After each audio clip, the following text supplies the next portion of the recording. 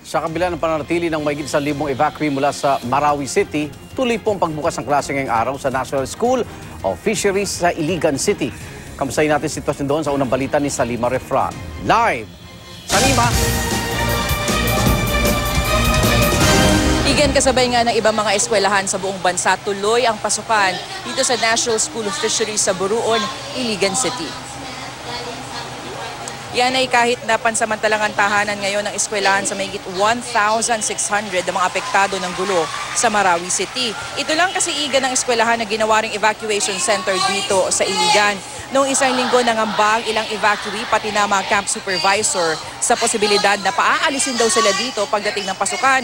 Pero nilinaw ni Iligan City Schools Division Superintendent Randolph Tortola na hindi ito totoo at papayagan ng mga internally displaced persons sa eskwelahan hanggat hindi pa nagno-normalize ang sitwasyon sa Marawi. Maaari ring magpatuloy ng kanilang pag-aaral dito sa Fisheries School at sa iba pang eskwelahan ng Iligan ang mga IDPs. Magiging maluwag daw ang mga eskwelahan sa mga ito at hihingan lamang ng report card o Form 137 kapag umayos na ang sitwasyon sa Marawi. Samantala, Igan ay katatapos-tapos lamang ng flag raising dito sa eskwelahan at nagsasagawa na ng orientation ang mga guro. Mas kaunti raw ang estudyante ngayong araw dahil nga meron nga daw na mga nag-akala na sa susunod na linggo pa yung pasukan. Pero Igan, paalala ngayon ng mga guro ay pumasok na sila dahil nga simula na ng pasukan dito sa Iligan. Yan ang unang balita mula nga dito sa Iligan City.